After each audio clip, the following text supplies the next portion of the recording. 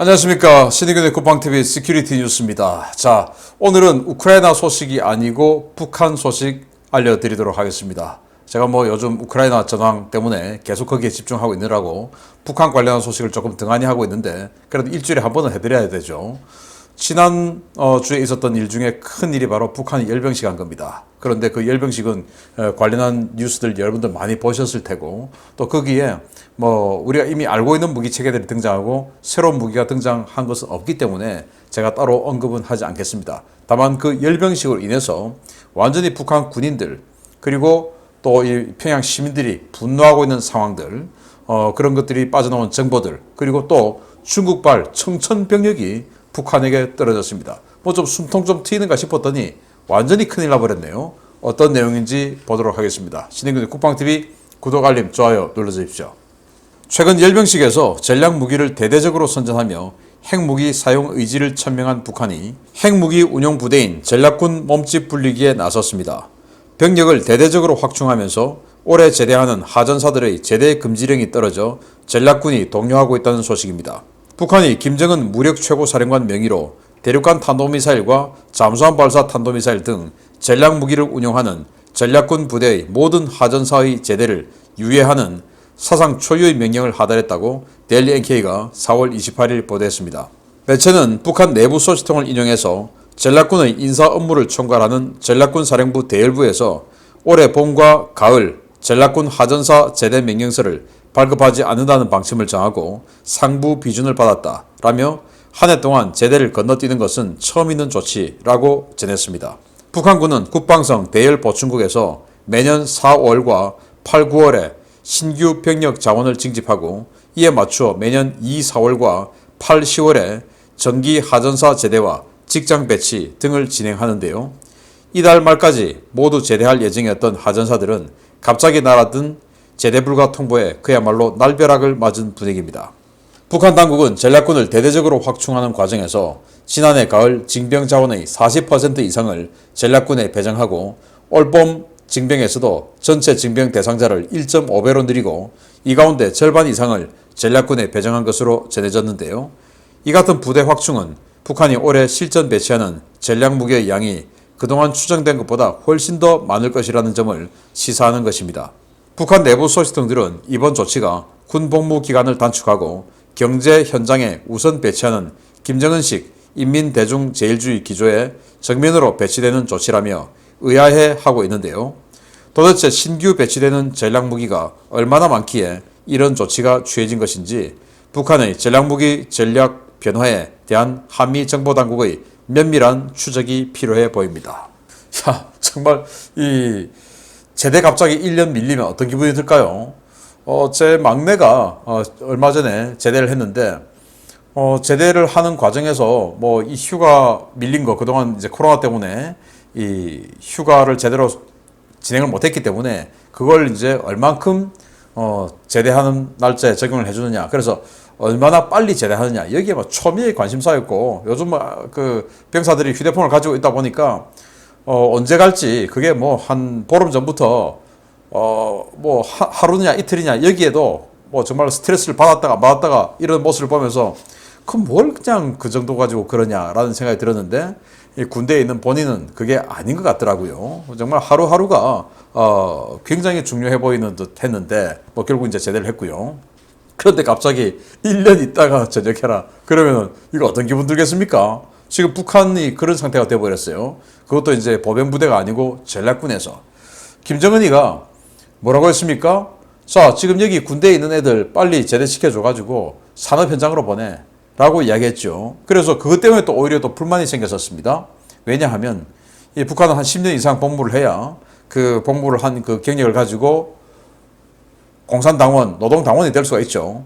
그런데 일찍 전역해, 일찍 제대해버려 라고 하면 그동안 군복무 해가지고 스펙 쌓은 거 8년 이 정도만에 제대해버리면 아무 스펙이 안 되지 않습니까? 그래서 그것 때문에 불만을 하고 했는데 그때도 전략군은 아니야 라고 했거든요. 그럼 전략군은 10년, 12년 하는데 그것도 또다시 1년 미뤄. 그리고 작년 가을에 징병한 인원 중에서 40%를 전략군에 배치를 했고 그리고 올해는 이 올 상반기의 징병 인원을 작년보다 1.5배를 늘리고 그 중에 절반을 전략군에 배치를 했다면 전략군이 갑자기 지금 어마어마하게 인력이 폭증하는 상황에서 다시 위에 있는 이 1년치를 제대시키지 마. 이러면 이 전략군의 기본적인 볼륨이 엄청나게 커지죠. 자, 그러면은 이 한 병종에 군인들이 그렇게 많아지면 당연히 부대가 늘어났단 말이고, 부대는 왜 늘어나겠습니까? 이 그들이 운영해야 할 무기 체계가 늘어났기 때문에 부대가 늘어나는 거 아니겠습니까? 그럼 이 전략군은 다 미사일들인데, ICBM, 뭐 SLBM 이런 미사일들인데 도대체 이 많은 인원이 감당해야 할 정도의 무기 체계가 도대체 어디서 이렇게 많이 났냐? 북한은 유엔 안보리 제재 결의안에 의해서 이 탄도미사일을 만들 수 있는 두랄루민 같은 이런 뭐 금속재, 그 탄도미사일에 들어가는 이 칩이 될 수 있는 이 뭐 그래픽 카드, 뭐 고성능 프로세서, 반도체 이런 것 전부 다 금수 품목에 지정되어 있는데 어떻게 이렇게 전략군을 제대를 시키지 마. 50%더 뽑아. 그러고도 제대시키지 마. 라고 할 정도로 무기체계가 도대체 얼마나 많이 생겼길래 이러냐. 이거 누가 도와줬냐? 중국이 도와줬지 않을까요? 그래서 제가 요즘 이 우크라이나 전쟁을 하면서 도대체 러시아 이런 나라가 유엔 안보리 상임 이사국이 된다. 이게 말이 되냐? 라는 생각을 저뿐만 아니고 전 세계 대부분의 사람들이 하고 있는 상황인데, 그 러시아보다 어쩌면 더한 그런 자들이 중국 아니겠습니까? 어떻게 이런 자들이 유엔 안보리 상임 이사국을 하고 있는지, 그래서 상임 이사국의 거부권 이걸 제정을 하든지, 아니면 유엔 안보리 상임 이사국에서 이들을 축출하든지, 아니면 유엔의 아예 제도를 바꾸든지 해서 중국과 러시아 이 따위 나라들이 국제사회에서 뭔가 이 리더십을 가질 수 있는 이런 일이 있도록 해서는 안 되겠다라는 생각이 드네요. 두 번째입니다. 이건 완전히 평양 시민들 빡쳐도 엄청나게 빡치겠습니다. 지난 4월 25일 전격 실시된 조선인민군 창설기념 열병식에 참가했던 군인들이 부대로 복귀하면서 열병식 준비 과정에서 있었던 에피소드들이 전국 각지로 퍼져나가기 시작했습니다. 무력을 과시하고 주민을 결속하겠다고 벌인 열병식이 군과 주민들의 반발을 사고 있습니다. 북한이 지난 4월 25일 실시한 조선인민군 창설기념 열병식은 열병식을 준비하는 기간 동안 물자 보급이 역대 최악이었으며, 군인과 동원 주민들 모두 열병식 준비부터 시행까지 극심한 고통을 겪었다고 RFA를 비롯한 복수의 북한 전문 매체들이 4월 28일 보도했습니다. RFA의 한 소식통은 열병식에 참가한 동생이 이번 행사 준비 기간에 대한 보급이 낙후됐다는 말을 했다라며, 2020년 8차 당대회 때 열병식 준비하던 당시에는 고기와 계란을 자주 먹었지만 이번에는 일주일에 한 번 겨우 먹을 정도였고, 설탕이 없어 과자라고 주는 밀가루 음식에는 소금이 들어있었다 라고 전했습니다. 문제는 이러한 열병식을 준비하는 과정에서 공급한 식량과 물자들이 북한 중앙당국이 제공한 것이 아니라 일선 부대 간부들에게 갈취한 것이었다는 점입니다.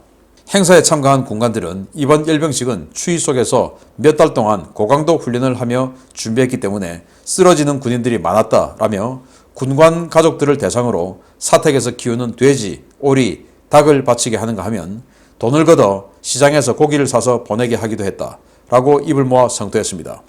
이러한 불만은 평양 시민들 사이에서도 터져나오고 있습니다.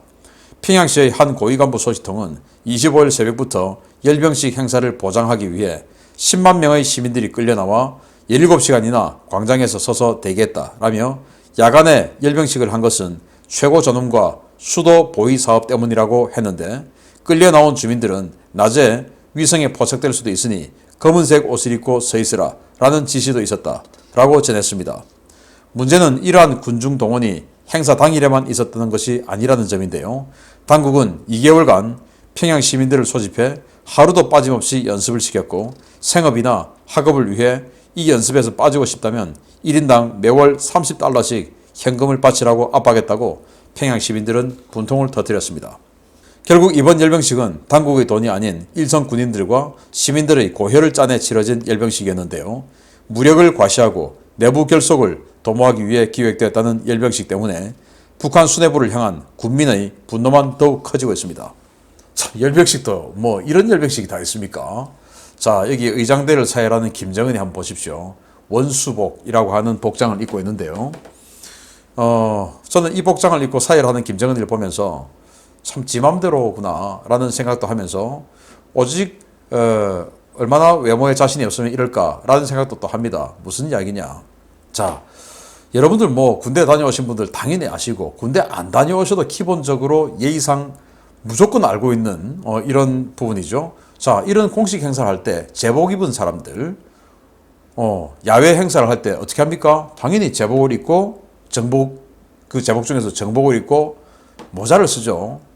다 그러고 있습니다. 근데 김정은이는 지금 이 무력 최고 사령관으로서 자기 휘하의 군대가 이렇게 예를 다해서 자기에게 사의를 하는데 그 사의를 받는 무력 최고 사령관이 예의가 안 돼 있어요. 왜? 모자를 안 썼네요. 모자 써보니까 너무 폼이 안 나죠. 낮에 리셉션 할 때 정말 안 어울리는 모자를 썼던데 그거 보고 야 정말 참 안 어울리구나 라고 생각했는데 자기도 이제 그걸 보니까 안 어울리거든요. 그러니까 이제 지금 이러고 모자 안 쓰고 나와서 사의를 받는.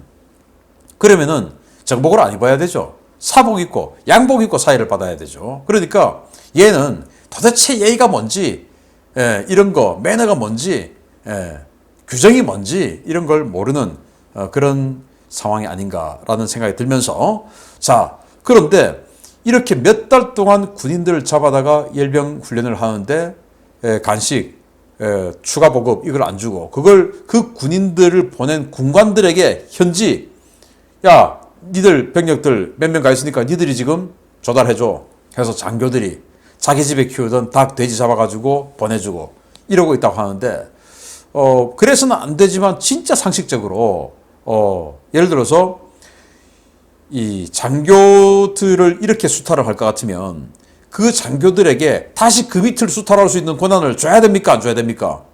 그 조직을 유지하기 위해서는. 그러면 안 되는데 만약에 수탈하려면은 자기가 생존을 하려면은 장교들을 먹을 것을 뺐으면 장교들도 다시 밑에서 먹을 것을 뺏을 수 있는 그 공간을 만들어 줘야 되죠. 그래야 총이 위로 안 올라오죠. 그런데 지금 보위부동원에서 이 군관들이 장교들이 비리 저지른 거 전부 잡아들이고 있죠. 그러면서 비리를 할 수 없으니까 정말 집에서 돼지 키우고 닭 키우고 해서 자기 자식 교육시키려고 하는 또 먹으려고 하는 이걸 지금 뺏어가 버리니까 이 장교들은 도대체 무슨 죄입니까? 권한도 없고 권력도 없고 이런 상태로 만들어버리면서 모든 권한은 자기가 누린다? 이거 정말 이 중간 기둥이 확 무너져 내리지 않겠습니까? 라는 생각이 드는데 자 평양 시민들은 특별한 사람들이죠. 그런데 그 평양 시민들을 이렇게 잡아다가 고생을 시킵니다. 17시간을 세워놓았답니다. 17시간을. 그러면서 뭐 화장실만 갔다 오고 그래서 낮에 이 위성에서 찍힐 수가 있으니까 검은 옷 입고 대기하고 있어. 그리고 10만 명을 불러다가 이 일을 17시간 하고 그리고 이건 당일날 17시간을 했지. 그 전에 2달 동안 이 훈련을 시키고 이 4월 25일 날 이건 뭐라고? 2월달 3월달에 얼마나 추웠습니까? 4월 25일은 또 따뜻했겠습니까? 북한이? 아니죠. 17시간에 서 있었는데 이런 일을 시키면서 이 열광적인 박수 한번 받기 위해서 17시간을 서 있는 이 시민들 얼마나 분노가 치밀어 오르겠습니까? 겉으로는 이렇게 박수치고 박수를 안 치면은 옆에서 누군가 지켜보면서 그걸 또 올릴 것이기 때문에 신고를 할 것이기 때문에 어쩔 수 없이 열광적인 박수를 치지만 마음속으로는 분노가 치밀어 오르지 않겠습니까? 그리고 이 4월 25일까지 2달 동안 이 훈련을 했지만 전국 각지에서 동상 또 사진 이거 지키는 밤새도록 보초서는 일들을 해왔었죠. 이 평양 시민들의 분노. 자 그런데 이 훈련에 빠지고 싶으면 돈 내. 한 달에 $30. 북한 돈 안 받고 달러 $30. 그러니까 2달 동안 했으니까 $60씩 내. 그럼 빼줄게. 아니 빼주면 안 되죠. 그런 비리를 저지르면 됩니까? 그런데 예외 또 있어요. 또 이런 나라가. 그런데 이런 식으로 수탈을 해서 얼마나 길게 갈 것인지. 그러면 이 평양 시민들에게 그동안 굉장히 많은 특권을 줬죠. 1월 16일부터 열차가 재개가 되어서 그 열차에서 들어오는 많은 물품들이 주로 평양에만 풀렸습니다. 식용유가 열차를 통해서 들어오고 설탕이 들어오고 하면은 한번 들어올 때마다 전국의 식용유 값이나 설탕 값이 내려가야 되는데 안 내려가죠. 왜? 평양에만 풀리니까. 그래서 평양 시민들을 그렇게 해서 달려왔는데 그게 지금 청천벽력이 떨어지게 되었습니다. 보겠습니다. 지난해 분노할 대로 분노한 혁명의 심장부 평양 주민들을 올해 초부터 재개된 중국과의 무역을 통해 들여온 물자들로 달래고 있었던 북한에 비상이 걸렸습니다. 중국 측이 오는 5월 1일부터 무역을 다시 중단한다는 통보를 해서 북한 당국이 발칵 뒤집혀졌습니다. 최근 평양 지도층을 위한 사치품과 일부 영농자재 등을 중심으로 한 북중 무역이 급증한 가운데 중국 당국이 오는 5월 1일부터 북중 철도 운행을 전면 중단한다고 통보했다고 단둥시 당국이 4월 29일 밝혔습니다. 단둥시 인민위원회는 랴오닝선 전역에 코로나가 확산되면서 4월 25일부터 지역 주민들의 외출을 통제하는 등 고강도 도시 봉쇄가 진행 중이다 라며 이에 따라 조중 우이교를 통해 단둥과 북한 신의주를 오가는 화물열차 운행이 5월 1일부터 무기한 중지된다 라고 밝혔습니다.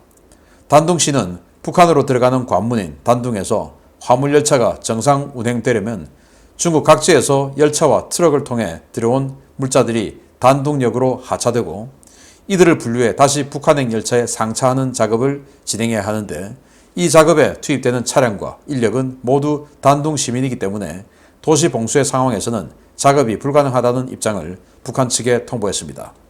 이 때문에 북한은 국가 비상물자로 이미 구매한 비료와 살충제, 식자재 가운데 이미 단둥에 도착한 물자들을 서둘러 상차해 반입하고 추가 열차편을 구성해 단둥에 쌓아둔 물자들을 하루라도 빨리 들여오기 위해 총력전 체제에 들어갔습니다. 현재 단둥시는 시위생건강위원회 주관으로 매일 218만 명의 시민들에게 PCR 검사를 실시하는 한편 도시 전체를 봉쇄해서 외부 인원 출입을 철저하게 차단하고 있는데요. 이런 지역 봉쇄는 단둥뿐만 아니라 최근 2달 넘게 동북 삼성 전역에서 점차 강화되고 있는 추세여서 지난 2년간 북한 당국을 옥죄한 고립 상황이 다시 재현되는 것 아니냐라는 관측이 쏟아지고 있습니다. 북한 큰일 나지 않습니까? 1월 16일부터 이 조중의교, 중조의교를 통해서 열차가 하루에 한 번씩 들어갔다 나갔다 하면서 이제 많은 물자를 실어 날랐는데 주로 지금 평양에 대규모로 진행 중인 그 주택 건설 사업에 들어가는 인테리어 자재들 그리고 식용유, 설탕 같은 식자재들 이런 것들이 주로 들어갔었어요. 그리고 이제 일부 비료들 이런 것들이 들어갔는데 지금 건 한 100일 정도 무역이 된 거죠. 그래서 평양시에만 그걸 이제 풀었는데 좀 살만해지는 거 아니겠습니까? 그런데 지금 5월 1일부터 통제 지금 뭐 이 동북 삼성에 코로나가 확산되고 있다 해서 집에서 아예 나오지 못하도록 완전 통제, 도시 봉쇄 한다라는 것인데요. 그러기 위해서 그럼 이 도시 봉쇄를 하니까 지금 결국 이 상차해야 되고 하차해야 되고 하는 이 인부들이 단둥 시민들인데 그 사람들 다 집에 나오지 말아야 되는데 집에서 이거 못 실는 거 아니냐. 그러니까 무기한 금지 이렇게 된 겁니다. 저는 그러면 이 무기한이라고 하는 게 이게 도대체 언제까지 갈 거냐. 저는 10월 달에 시진핑 주석이 3년임에 성공하는 그 시점까지 가지 않을까 생각합니다. 왜냐 저는 이 전적으로 정치 방역이라고 생각하니까 그렇습니다. 우리나라도 정치 방역했죠. 지금 뭐 코로나 검사도 이제 아예 하지도 않고 그럼에도 불구하고 많이 나오는데 코로나 검사 일부러 한참 많이 해가지고 엄청나게 그냥 올려놓고 그리고는 나오지 마. 모이지도 마. 제가 제 방송을 통해서 말씀드렸죠. 대통령 선거 끝나면 이거 다 풀릴 거다. 왜? 대통령 선거 할 때까지 이재명이 욕하지 말고 문재인이 욕하지 말고 하게 하려고 지금 하는 것이지. 이게 무슨 선진국들 봐라. 유럽에 다 지금 풀고 집단 면역 이걸 추구하고 있지 않느냐. 그런데 이제서야 집단 면역 하면서 뭐 마스크도 풀어라 뭐 다 지금 하고 있는 것이죠. 그렇게 해서 이제 자유롭게 만들어서 다음 윤석열 정권 들어오면 자기네들은 마음대로 이제 이거 하겠다. 이거 아니겠습니까? 이재명에 대해서, 문재인에 대해서 말해서 입으로 퍼지는 거 전부 차단하고 식당에도 모이지 마. 가정간에 추석에 집에도 차례도 지내러 가지 마. 라고 했던 자들이 지금 그래도 하루에 수백 수천 명씩 지금 지역마다 나오고 있는데도 괜찮아 이거. 라고 하는 거 다 중국도 다 그 나물의 그 밥 아니겠냐. 그래서 시진핑 3년임 성공할 때까지 다 나오지 마.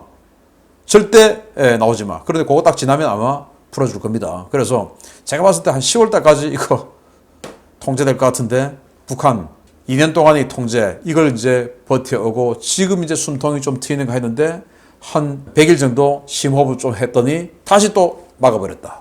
북한이 도대체 얼마나 내구력을 가질지 모르겠으나 굉장히 어려운 2022년이 될 것 같다. 왜냐? 한국은 우파 정부가 들어섰죠. 미국하고 아주 이제 궁합이 맞죠. 이런 상황에서 북한이 조금만 꿈틀해도 이제 굉장한 데미지를 받을 수 있는 이런 상황이 연출되겠죠. 그런데 지금 중국까지도 좀 풀었다가 시진핑 때문에 닫아버린 이런 상황 됐으니까 김정은 정권, 뭐 김정은 정권인지 아닌지는 뭐 저는 애초에 김정은 정권이 아니고 김정은을 리모트 컨트롤하는 뒤에 있는 진짜 정권 도대체 언제까지 갈 것인지 계속 여러분들께 지켜보면서 알려드리도록 하겠습니다. 북한 큰일 났습니다.